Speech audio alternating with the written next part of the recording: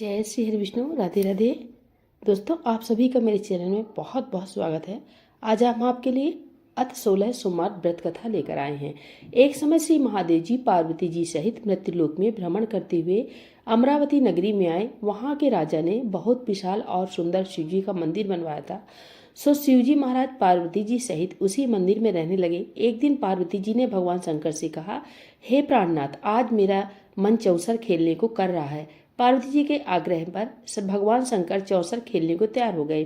खेल प्रारंभ हो गया। उसी समय मंदिर का पुजारी पूजा करने को आया। तब पार्वती जी ने पूछा कि हे पुजारी जी, बताइए हम दोनों में किसकी जीत होगी।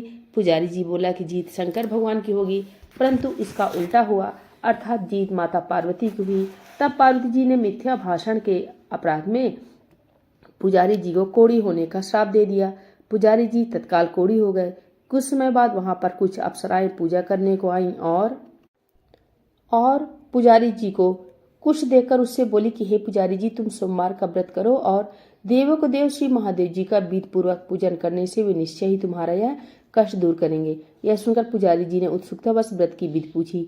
तब एक अप्सरा ने कहा कि हे पुजारी, जब सोमवार को व्रत करें तब संध्योपासना के उपरांत आधा सेर गेहूं के 3 अंगे बनावे और घी गुड़ दीप नैवेद्य बेल पत्र आदि पूजन सामग्री लेकर प्रदोष काल में शिव जी का विधि पूर्वक पूजन करें। फिर एक अंगा शिव जी को अर्पण कर शेष 2 अंगा प्रसाद समझकर वितरित करें और स्वयं भी प्रसाद लें। इस विधि से 16 सोमवार करने के पश्चात 17वें सोमवार को पाव भर गेहूं के आटे की बाटी का चूरमा बना भोग लगाकर बांट दें। फिर सुकुटुम्ब प्रसाद ग्रहण करें। ऐसा करने से भगवान शंकर प्रसन्न होकर तुम्हारे सभी मनोरथ पूर्ण करेंगे। यह सब विधि विधान बताकर अप्सराएं स्वर्ग को चली गईं। पुजारी यथाविधि 16 सोमवार का व्रत कर रोग मुक्त हो गया और नियमित पूजा करने लगा। कुछ समय बाद श्री शंकर फिर आए। पुजारी को देखकर पार्वती जी पे रोग मुक्त होने का कारण पूछा। तब पुजारी जी ने सब कुछ बता दिया, जिसको सुनकर पार्वती जी ने भी यह व्रत किया। फलस्वरूप अप्सर कार्तिकेय जी माता के आज्ञाकारी हुए। तब कार्तिकेय जी ने भी पार्वती जी से पूछा कि क्या कारण है जो मेरा मन आपके चरणों में लगा। पार्वती जी ने ही व्रत बतलाया। तब कार्तिकेय जी ने भी व्रत किया। फलस्वरूप उनका बिछड़ा हुआ मित्र मिला। उसने भी कारण पूछा। कार्तिकेय जी के बताने पर अपने विवाह की इच्छा से दोस्त ने भी यथाविधि व्रत किया। फलतः वह विदेश गया। वहां के राजा की कन्या का स्वयंवर था। राजा का प्रण था कि हाथनी जिसको जयमाला पहना देगी उसके साथ ही अपनी कन्या का विवाह करूंगा। अतः वह ब्राह्मण भी स्वयंवर देखने की इच्छा से एक ओर जा बैठा। हाथनी ने चारों ओर घूमकर अंत में उसी को माला पहनाई। बड़ी धूमधाम से विवाह संपन्न हुआ। सुंदर कन्या पाकर वह सुखपूर्वक रहने लगा। एक दिन राजकन्या ने पूछा कि हे नाथ, आपने कौन सा ऐसा पुण्य किया जिसे सब राजकुमारों को छोड़कर हाथनी ने आपको ही जयमाला पहनाई। तब ब्राह्मण ने 16 सोमवार का व्रत यथाविधि बतलाया। अपने पद से सुनकर राजकन्या ने भी सत्पुत्र प्राप्ति के लिए यह व्रत किया और सर्वगुण संपन्न पुत्र प्राप्त किया। पुत्र ने बड़ा होने पर माता से पूछा कि किस पुण्य के प्रताप से मेरी प्राप्ति आपको हुई।